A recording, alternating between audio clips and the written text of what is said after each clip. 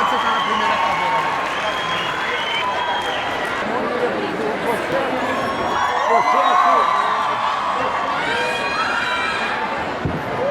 Pessoal maluco. Quanta gente bonita. O Maurício e o Ziraldo me deixaram brincar com os personagens deles e eu escrevi este livro aqui, o MMMMMMM. Só que sabe que nem eu sei quantos M's eu falei. Então, eu inventei um jeito de falar o nome do livro que é bem fácil. A gente pode falar assim, ó, MMM, MM. Vamos tentar? Vamos lá, MMM. MM. Então, essa é a maneira mais fácil que eu encontrei até agora para falar o nome do livro. Então, o que é que vai acontecer?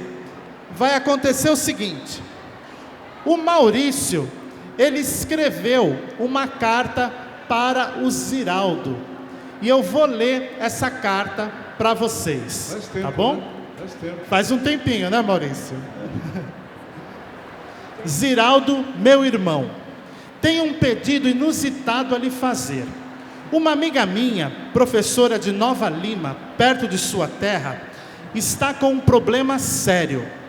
Uma aluninha dela está com vergonha do sobrenome Pinto.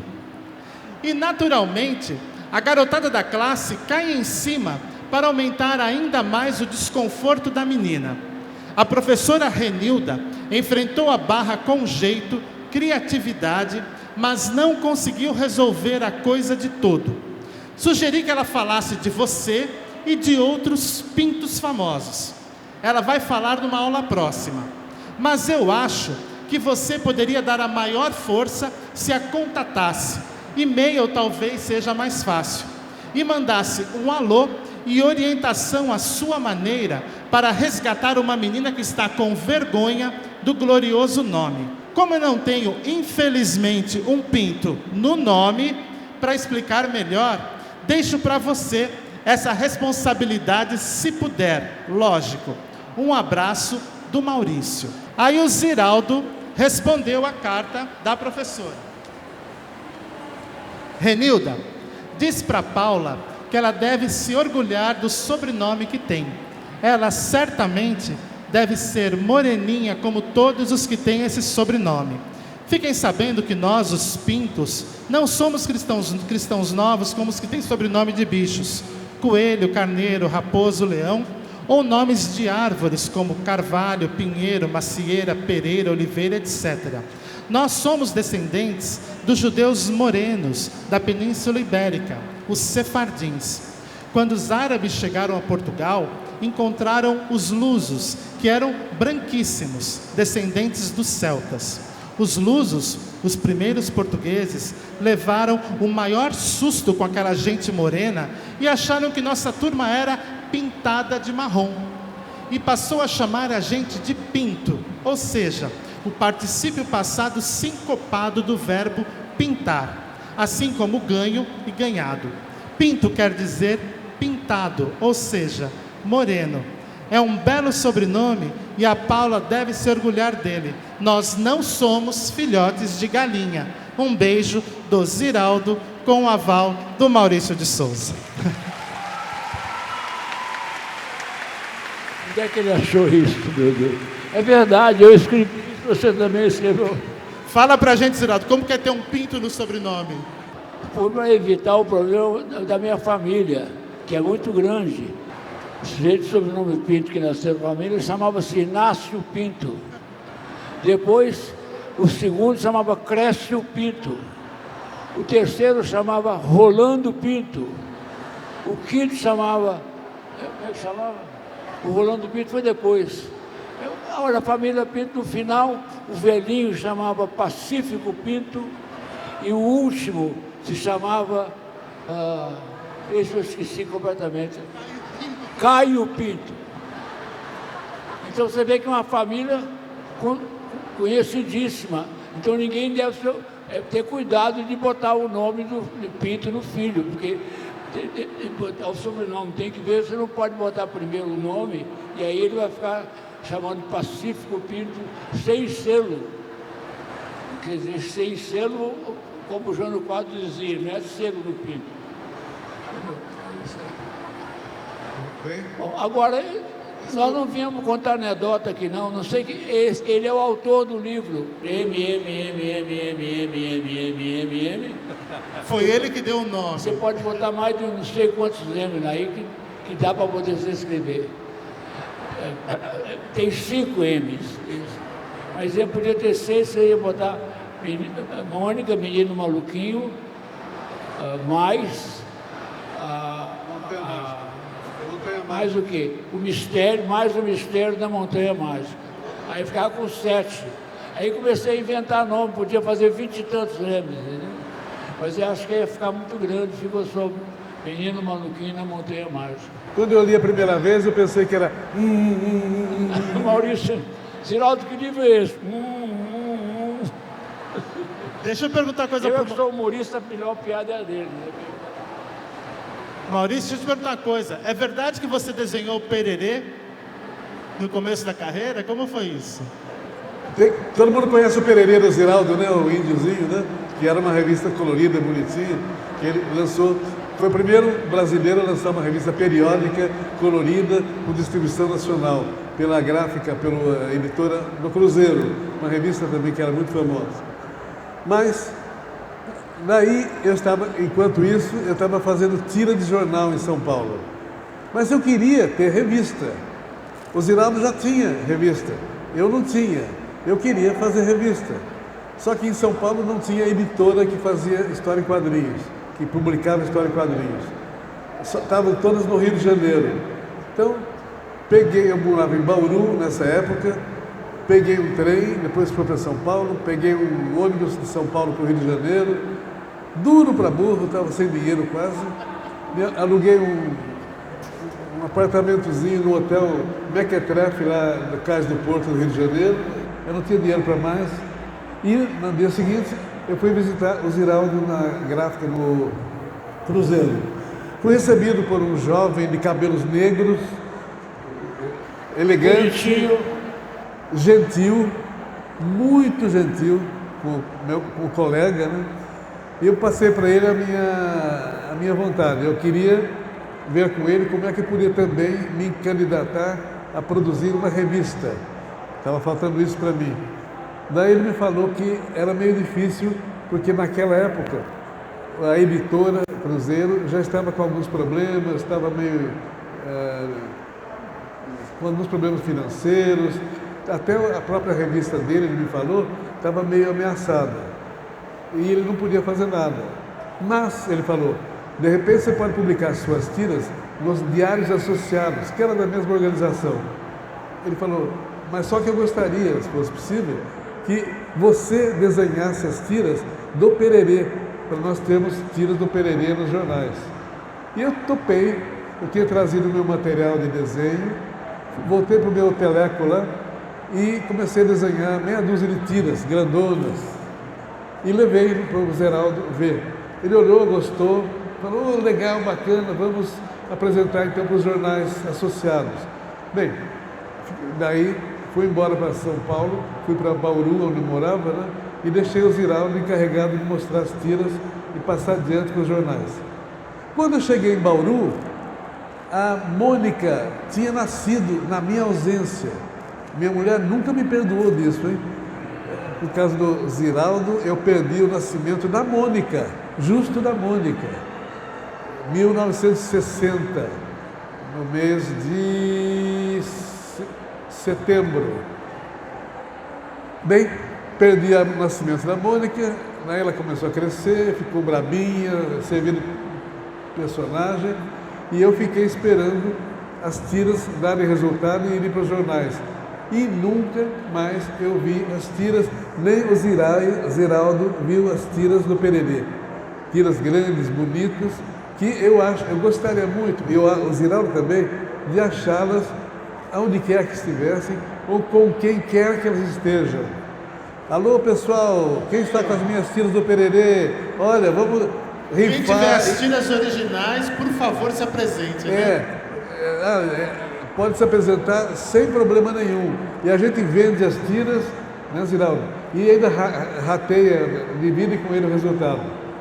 Mas as tiras sumiram, então a Mônica nasceu, e eu não vi a Mônica nascer por causa do Pererê. Então eu tenho essa história. Foi a primeira vez que eu vi o Ziraldo, que conheci, gostei muito desde então de ter amigo, mas ele tem esse estigma. Ele impediu que eu visse o nascimento da Mônica. Agora, em compensação, a Mônica está aí, pimpona, todos vocês veem todo mês, a Mônica do papel, dos quadrinhos. A Monicona, hoje, é uma senhora, jovem senhora, esperta, inteligente, que cuida da parte comercial do nosso estúdio, da minha empresa. Então, essas histórias que a vida monta e desenha para nós e a gente não tem condições de administrar. Só na hora de contar a história fica uma historinha gozada. Então, Ziraldo é culpado de eu não ter visto o nascimento da minha filha. Ziraldo, como é que você vê essa culpa de não ter deixado ele ver a Mônica nascer? Rapaz, e o pior, quem perdeu mais foi eu, porque se o Cruzeiro tivesse publicado Maurício, nós estaríamos trabalhando juntos. Eu hoje teria um estúdio igual ao do Maurício. Não era aquela pranchetinha vagabunda que eu tenho lá em casa. De maneira que eu perdi o Maurício na vida, só agora que eu estou reencontrando ele, o que significa que eu também vou ficar rico. Vocês estão ouvindo histórias de duas vidas. Agora, o Maurício realmente é um gênio, porque ele chegou, eu vou ficar famoso no mundo inteiro como produtor de personagens que vão fazer parte da vida do povo brasileiro. E o danado conseguiu. Quer dizer, ele é um homem realizado. Não é triste, feito eu, que não tive que fazer 300 coisas para ficar meio conhecido.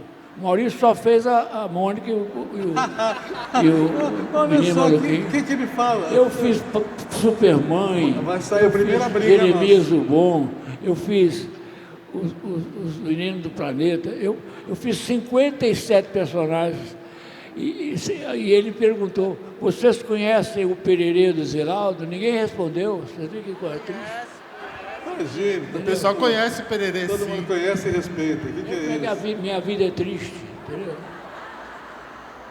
Agora, o Maurício, eu vou pedir ao Maurício que ele abra o estúdio dele para vocês conhecerem, porque depois vocês só vão achar coisa igual na Califórnia, que é a Disneylandia, entendeu? O estúdio original do Maurício não é a Disneylandia, não. É o estúdio do Maurício que é uma Disneylandia. Vocês têm que ir lá ver. Eu estive lá no Maurício ontem e descobri que eu sou um sujeito da maior pureza de coração. Porque eu consegui sair de lá sem inveja nenhuma. Eu achei que eu fosse morrer de inveja. Eu devia fazer isso em homenagem ao Maurício. Mas você sabe que eu não fiquei com inveja? Então é o seguinte, eu tive orgasmos no estúdio do Maurício. Orgasmos, entendeu? De maneira que algum bem o Maurício me fez, entendeu? A essa altura da vida eu continuo tendo orgasmo, entendeu? Não era o propósito do estúdio esse, viu? É estimulante, é estimulante. Bem, de qualquer maneira, só para a guisa de informação, muita gente quer assistir, quer conhecer o estúdio nosso, como é que nós fazemos as historinhas, como é que os desenhistas trabalham, como é que eu comando o pessoal todo, como é que a gente faz tudo que a gente consegue. Bem, eu acabo de abrir o estúdio para visitação.